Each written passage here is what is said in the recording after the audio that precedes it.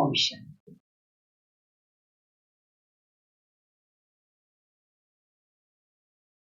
जो आत्माएं परमात्मा पिता से सच्चा प्रेम रखती,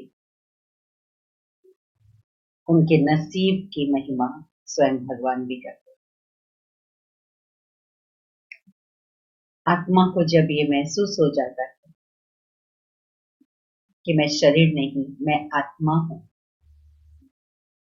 और मैं विनाशी नहीं, अविनाशी हूं।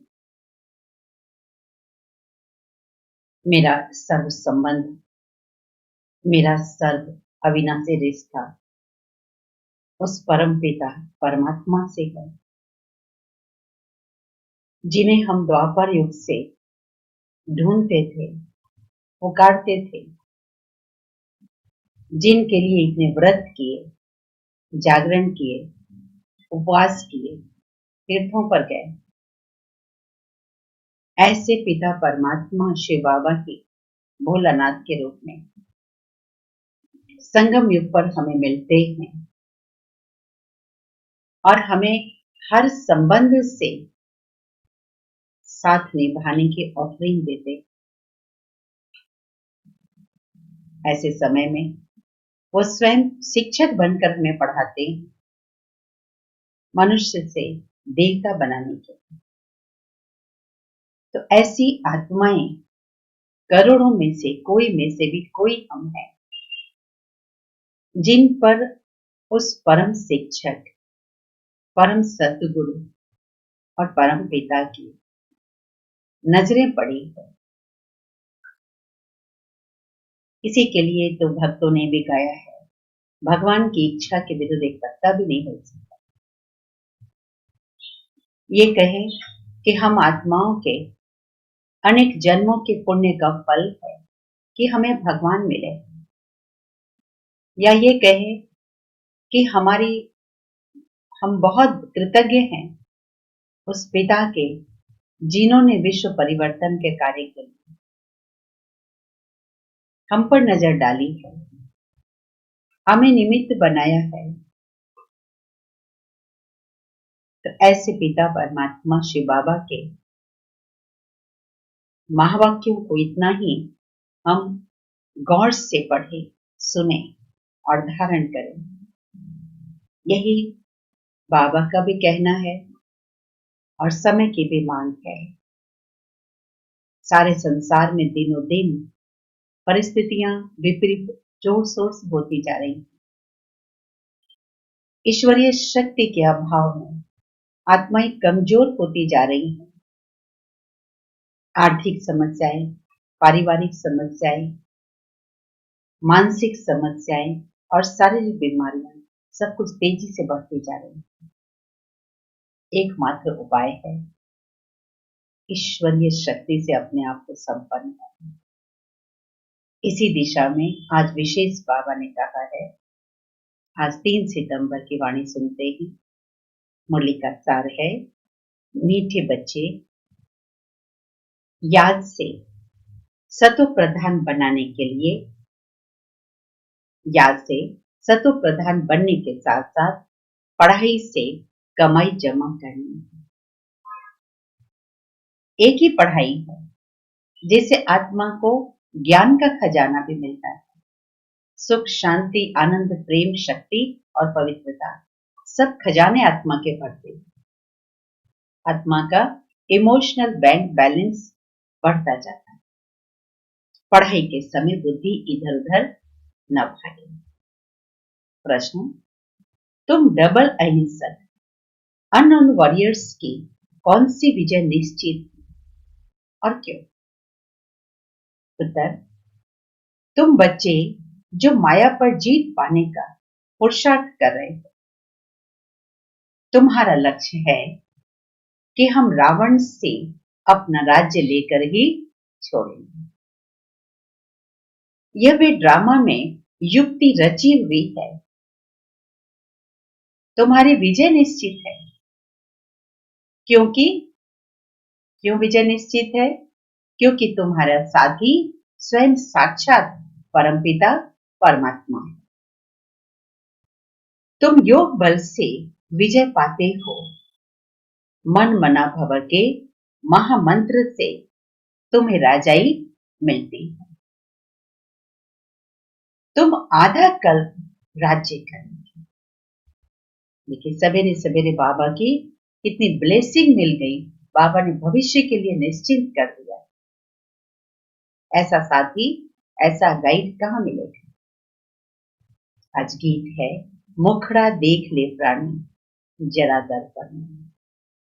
देख ले कितना पुण्य और कितना पाप तेरे दर्पण में, तेरे दामन में। ओम शांति। मीठे मीठे बच्चे जब सामने बैठे रहते तो समझते हैं बरोबर हमारा कोई साकार टीचर नहीं है। हमको पढ़ाने वाला ज्ञान सागर परमपिता परमात्मा है। ये तो पक्का निश्चय है, वह हमारा बाप भी है। जब पढ़ाते हैं तो पढ़ाई पर अटेंशन रहता है। स्टूडेंट जब स्कूल में बैठेंगे तो टीचर भी याद रहेगा, न कि बाप, क्योंकि स्कूल में बैठे हैं ना। इतना बाबा विशेष ध्यान खिंचवाते इस बात पर कि जब पढ़ाई पढ़ने बैठते हो तो ऑफिशियल बनकर बैठो। ये नहीं कि बच्चा, छोटा बच्चा, प्ले स्कूल वाला बच्चा समझता मम्मी पढ़ा रही, पापा पढ़ा रहा है, तो बार बार में कूद के इधर उधर भी जाता। परंतु बाबा कहते नहीं, अभी तुम स्टूडेंट हो, गॉडली स्टूडेंट हो। जैसे वो स्टूडेंट ऑफिशियली तैयार होते हैं, बहुत सीरियसली बैठते अपने कॉपी पेन लेकर और बहुत डिसिप्लिन होती है उस समय, बहुत सिंसियर होते हैं कि मैं पढ़ूंगा, मैं ठीक से सुनूंगा, मैं समझूंगा, मैं पढ़ूंगा तो मुझे अच्छे मार्क्स मिलेंगे। वो डिपेंड इस बात पर नहीं करता कि मुझे शिक्षक को खुश कर लेना है, वो मेरे ऊपर कृपा करते हैं। यह भी तुम जानते हो बाबा भी टीचर है। नाम को तो नहीं पकड़ना है ना, ध्यान में रखना है हम आत्मा हैं, बाप से सुन रहे हैं। यह तो कभी होता नहीं है, न सतयुग में और न कलयुग में होता है।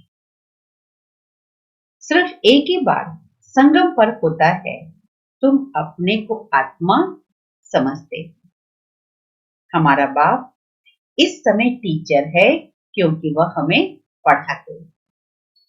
दोनों काम करते हैं, दोनों काम करने पड़ते हैं।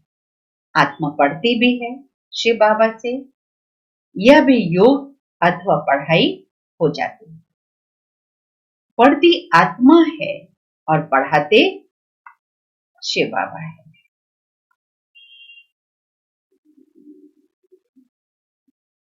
अपने को आत्मा जरूर समझना है, बुद्धि भागनी नहीं चाहिए। यहां बैठते हो तो बुद्धि में यह रहे कि शिव बाबा पढ़ाने के लिए टीचर के रूप में आया किया है।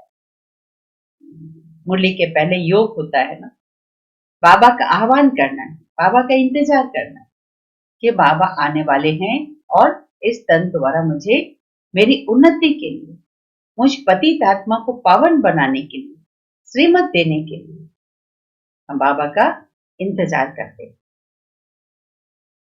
मुरली के पहले बाबा का इंतजार और मुरली के समय बाबा के महावाक्य सुनना, इस पर ध्यान। और मुरली के बाद में बाबा ने जो सुनाया उसके अनुसार अपने फीलिंग के साथ साथ बाबा के प्रति थैंक्स करके बाबा को याद कर। यहां बैठते हो तो बुद्धि में यह रहे कि शिव बाबा पढ़ाने के लिए टीचर के रूप में आया किया है। वही नॉलेजफुल है, हमको पढ़ा रहे हैं। बाप को याद करना है, स्वदर्शन चक्रधारी भी हम, लाइट हाउस भी। आज की पूरी मुरली में बाबा ने कितने सम्मान दिए, याद रखिए। स्वदर्शन चक्रधारी भी हैं, लाइट हाउस भी हैं, एक आंख में शांति धाम, एक आंख में जीवन मुक्ति धाम। इन आंखों की बात नहीं, आत्मा का तीसरा नेत्र कहा जाता है। अभी आत्मा सुन रही है। जब शरीर छोड़ेंगे तो आत्मा में वह संस्कार होंगे। अभी तुम भाव से योग लगाते हो। सत्युग से लेकर तुम वियोगी थे, अर्थात भाव से योग नहीं था। अभी तुम योगी बनते हो बाप के समान। बाप योग सिखलाते हैं। योग सिखलाने वाला है ईश्वर, इसलिए उनको योगेश्वर कहा जाता है। शिव बाबा की महिमा भी है योगेश्वर, श्री कृष्ण जी की महिमा भी है योगेश्वर, क्योंकि योगेश्वर से योग सीखकर वो ऐसा बने।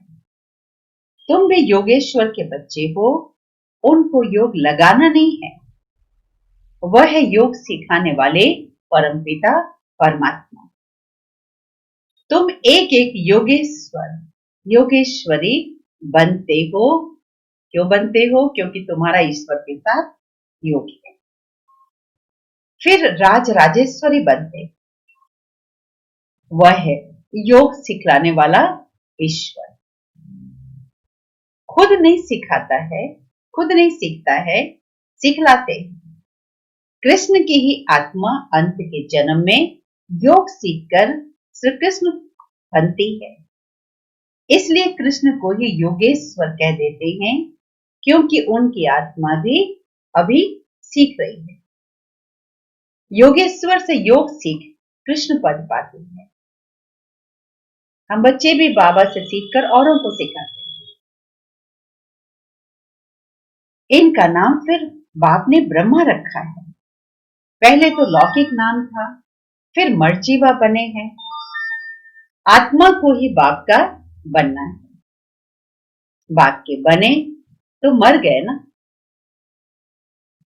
तुम भी बाप द्वारा योग सीखते हो। इन संस्कारों से ही तुम जाएंगे शांति धाम में। फिर नया पार्ट प्रारब्ध का इमर्ज होगा, वहां ये बातें याद नहीं होगी। देखिए ये भी ड्रामा कितना वंडरफुल है।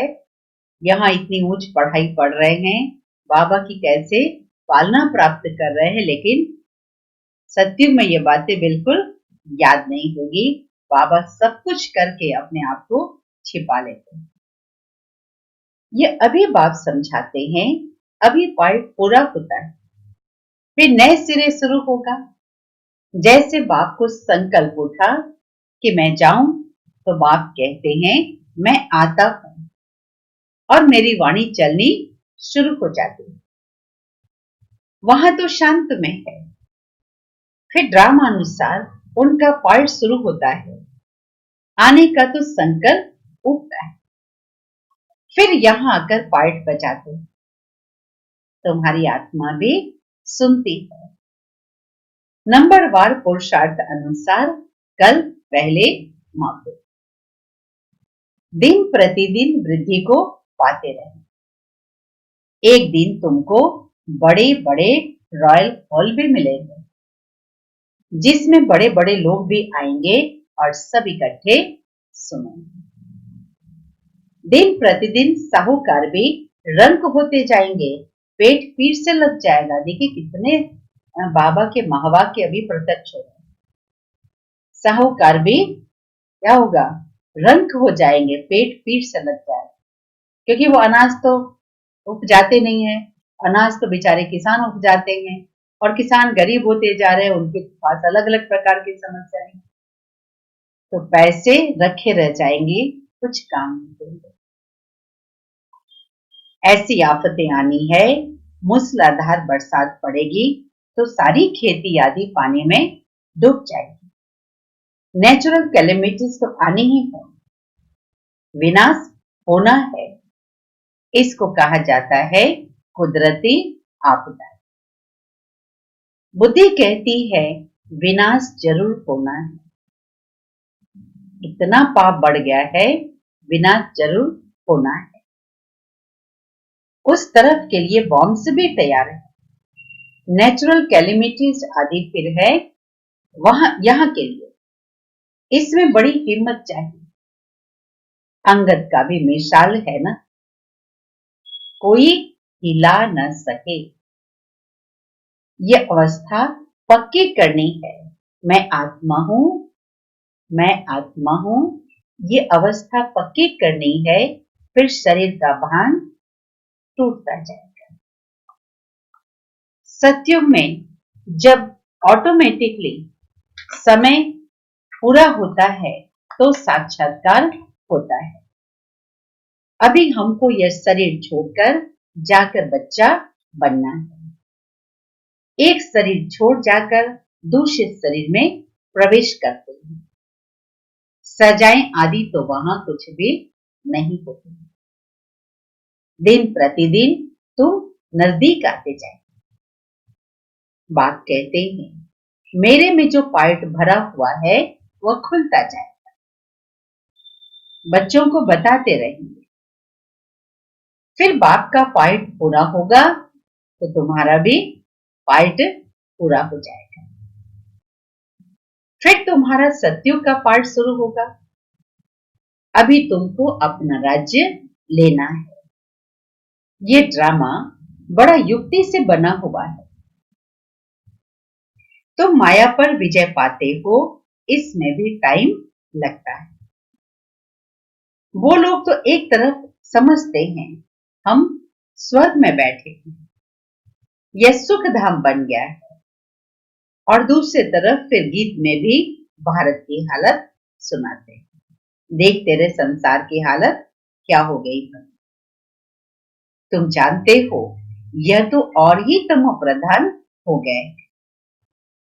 ड्रामा अनुसार तमो प्रधान भी जोर से होते जाते हैं।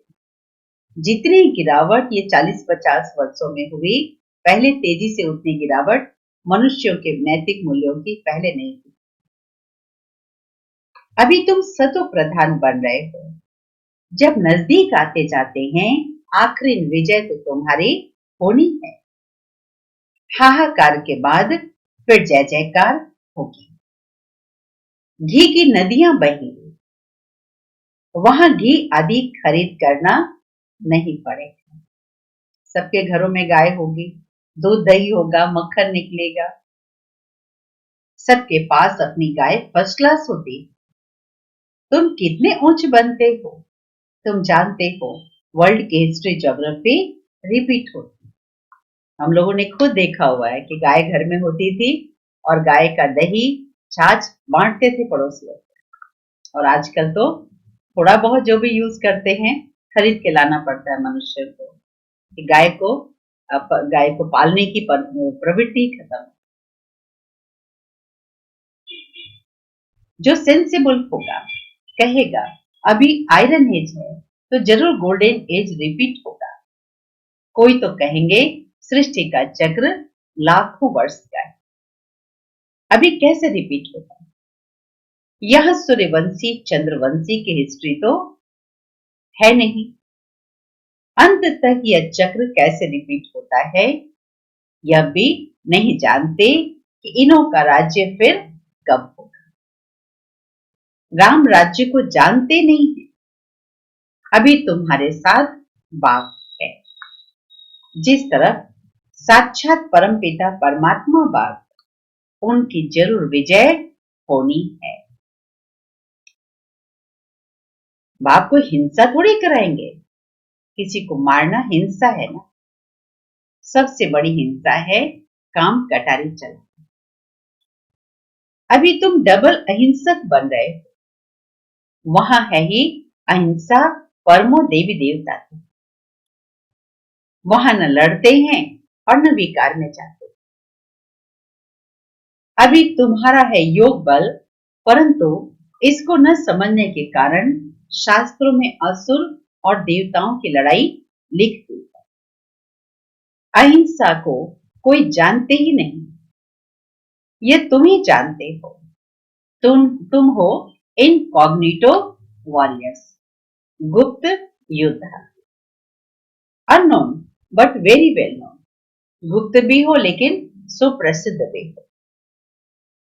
तुमको कोई वॉरियर्स समझेंगे? शस्त्र कुछ भी हाथ में नहीं है और बोल में भी उग्रता नहीं है। बोल में भी कोई कड़े शब्द नहीं बोलते हैं। तो लोग तो कहेंगे कि ये तो बिल्कुल शांत है। बाबा कहते तुम्हें कोई वॉरियर्स कहेंगे, तुम्हारे द्वारा सबको मन मना भव का पैगाम मिलेगा। यह महामंत्र है। मनुष्य इन बातों को समझते नहीं है। सत्युग त्रेता में यह होता नहीं। मंत्र से तुमने राजाई पाई, फिर दरकार। तुम जानते हो हम कैसे चक्र लगाकर आए हैं। अभी फिर बाप महामंत्र देते, फिर आधा कर राज्य करेंगे। अभी तुमको दैवी गुण धारण करने और कराने। बाप राय देते हैं, अपना चार्ट रखने से बहुत मजा आएगा। रजिस्टर में गुड बेटर बेस्ट होते हैं ना, खुद भी फील करते हैं। कोई अच्छा पढ़ते हैं, कोई का अटेंशन नहीं रहता तो फेल हो पड़ते हैं। यह फिर है बेहद की पढ़ाई। बाप टीचर है, गुरु भी है, इकट्ठा चलता है। यह एक ही बाप है जो कहते हैं मर्जीवा बन। तुम अपने को आत्मा समझ बाप को याद करो। बाप कहते हैं मैं तुम्हारा बाप ब्रह्मा द्वारा राज्य देता हूं। यह हो गया बीच में डला, तो इनसे योग नहीं लगाना है। अभी तुम्हारी बुद्धि लगी है उस अपने पतियों के पति शिव साजन के साथ। इन द्वारा वह तुमको अपना बनाते हैं और कहते हैं तुम अपने को आत्मा समझकर मुझे याद करो। हम आत्मा ने फाइट पूरा किया, अभी जाना है अपने घर। अभी तो सारी सृष्टि तमो प्रधान है, 5 तत्व भी तमो प्रधान है और वहां सब कुछ नया होगा। यहां तो देखो हीरे जवाहरात आदि कुछ भी नहीं है। धीरे धीरे सभी के शरीर से भी सारे गहने उतर गए। गरीब अमीर दोनों बराबर है। और सत्युग में तो हीरे जवाहरात कितने महलों में जड़े होते थे, दीवालों में जड़े होते थे। द्वापर से भी कितने महल राजाओं के, कितने मंदिर राजाओं के। आज भी ग्वालियर के राजा, आज इनके डाइनिंग टेबल पर छोटी सी ट्रेन होती है, उस ट्रेन में खाने के सामान रखते, चांदी की ट्रेन। तो आज भी द्वापर के राजाओं के यादगार बहुत चीजें हैं, लेकिन धीरे धीरे आम पब्लिक के जीवन से ये चीजें हट गई।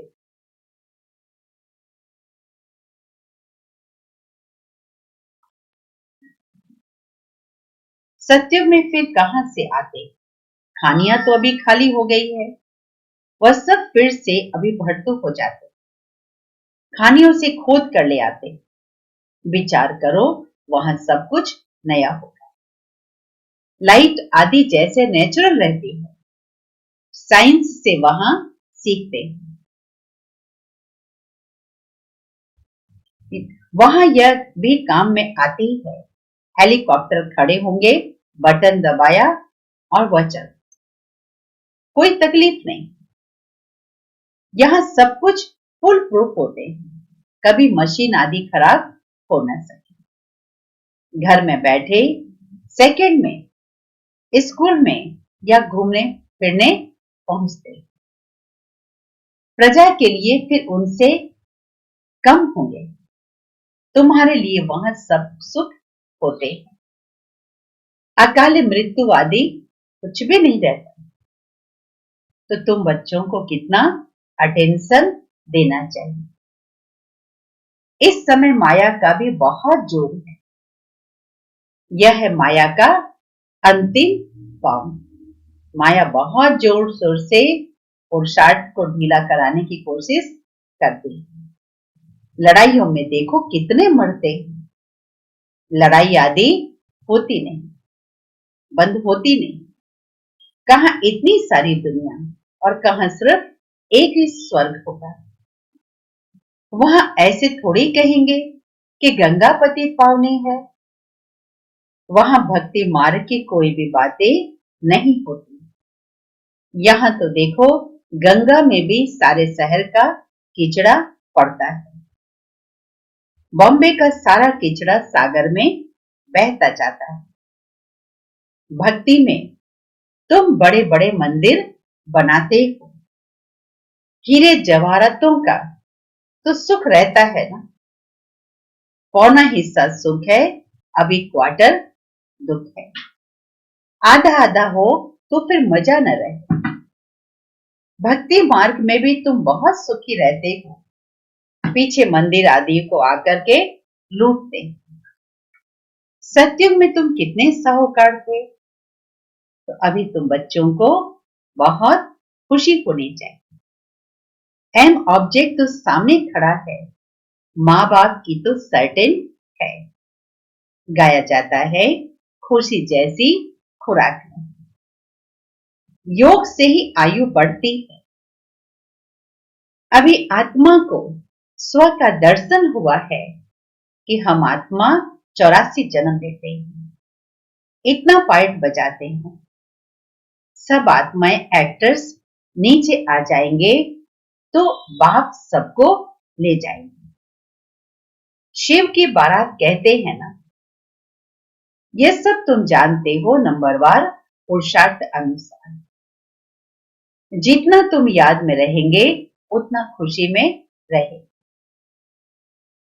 दिन प्रतिदिन फील करते रहेंगे, क्योंकि सिखलाने वाला तो वह बाप है। यह भी सिखलाते रहते हैं। इनको पूछने की दरकार ही नहीं रहती है, पूछते तो तुम हो। यह तो सुनते ही हैं, बाप रिस्पॉन्ड देते हैं और यह सुनते हैं। इनकी एक्टिविटी भी कितनी वंडरफुल है। एक ही शरीर में दोनों है, ब्रह्मा बाबा की आत्मा और शिव बाबा। शिव बाबा ज्ञान देते हैं, ब्रह्मा बाबा पहले सुनते हैं। शिव बाबा बीच बीच में 1 सेकेंड 10 सेकेंड चक्कर लगाने चल जाते विश्व में, तब तक ब्रह्मा बाबा क्लास संभाल लेते। इसलिए साकार मुरली में दोनों के महावाक्य स्पष्ट दिखते। पूछते तो तुम हो, यह तो सुनते हैं, बाप रिस्पॉन्ड देते हैं और ये सुनते हैं। इनकी एक्टिविटी कितनी वंडरफुल है, यह भी याद में रहते हैं। तुम बच्चों को वर्णन करके सुनाते हैं कि बाबा हमको खिलाते हैं। मैं उनको अपना रथ देता हूं, सवारी करते हैं, तो क्यों नहीं खिलाएंगे। यह ह्यूमन अश्व है, शिव बाबा का रथ हूं। ब्रह्मा बाबा को नशा है, मैं शिव बाबा का रथ हूं। यह ख्याल रखने से भी शिव बाबा की याद आएगी।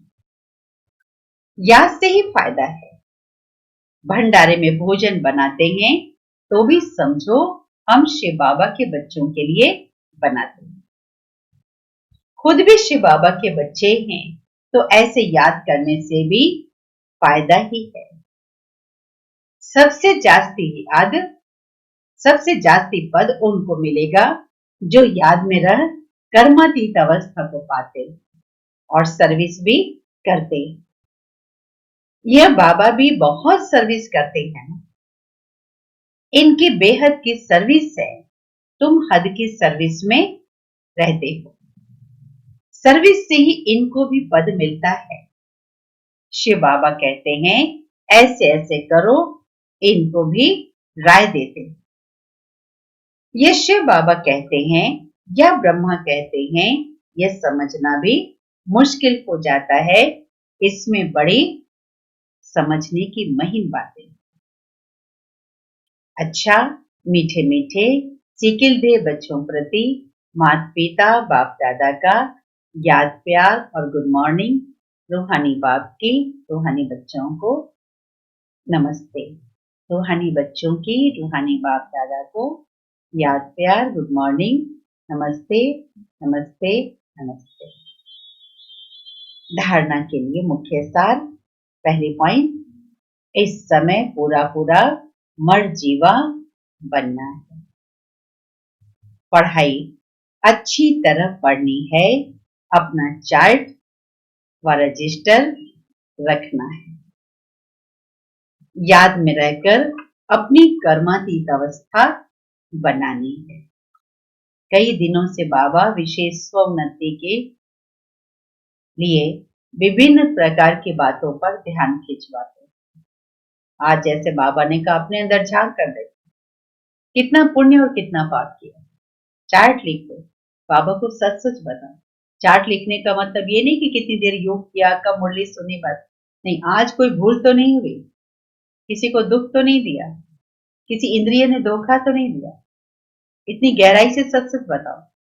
बाकी सिर्फ लिख देते हैं हाँ इतने घंटे योग में बैठे, इतनी बार मुरली पढ़े, इतनी बार ड्रिल किया, लेकिन बाकी समय क्या किया? कुछ विकर्म तो हुए होंगे, लिखना। दूसरी पॉइंट, अंतिम विनाश की सीन देखने के लिए हिम्मतवान बनना है। मैं आत्मा हूं, इस अभ्यास से शरीर का भान टूटता जाए। वरदान, किसी भी विकराल समस्या को शीतल बनाने वाले संपूर्ण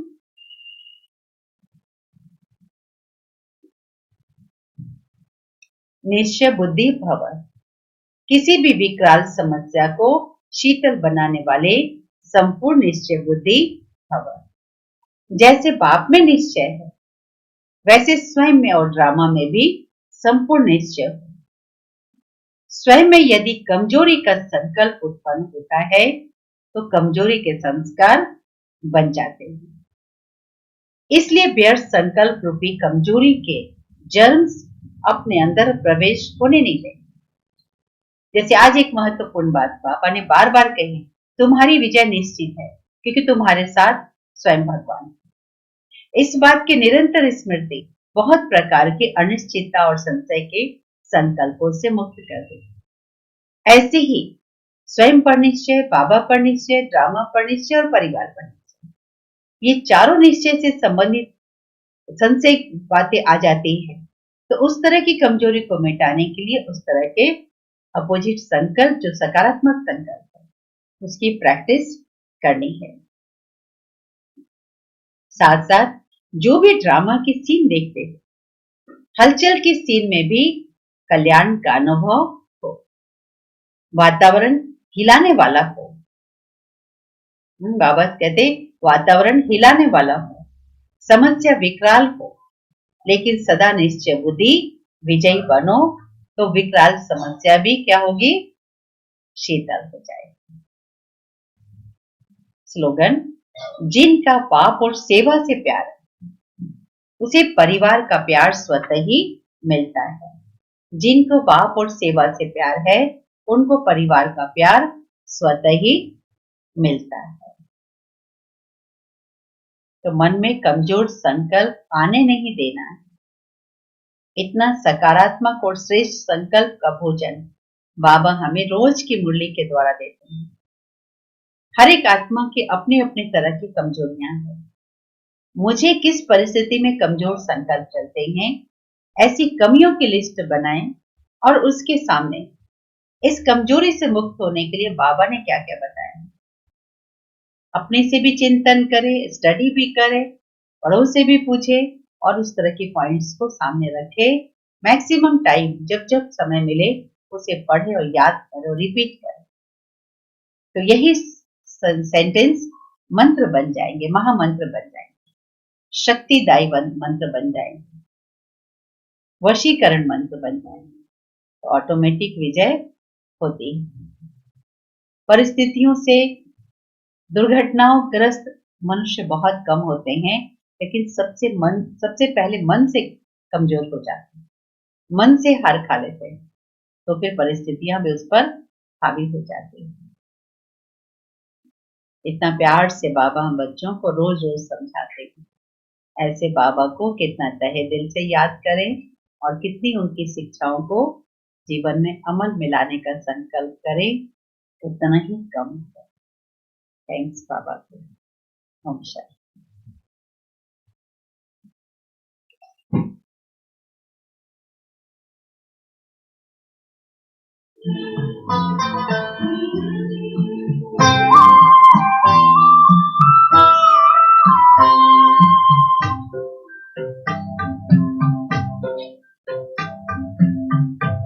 शब्दों में आपका धन्यवाद करें, किन शब्दों में आपका धन्यवाद करें। ये सेवा हम याद करें, दिन रात की ये सेवा हम याद करें, जिन शब्दों में आपका धन्यवाद करें। दिन रात की ये सेवा हम याद करें, जिन शब्दों में आपका धन्यवाद करें।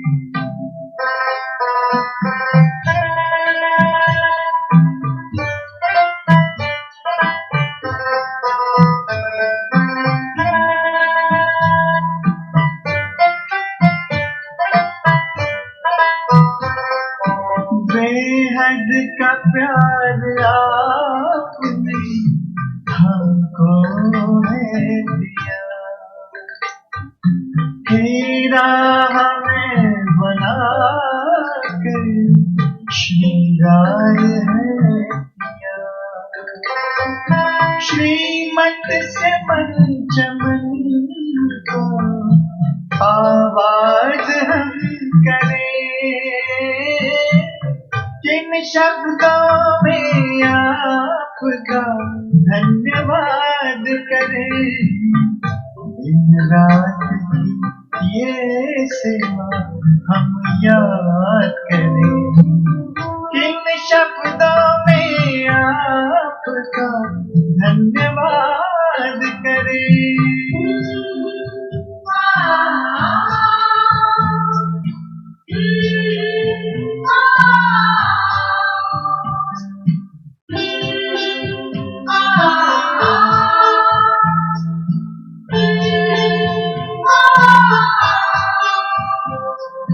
खींचते हमारे प्यार में अब तक भी आ रहे, रथ को संभालते वादा निभा रहे। ऐसे ही प्यार पर निसार हम करें, जिन शब्दों में आपका धन्यवाद करें। दिन रात की ये सेवा हम याद करें, जिन शब्दों में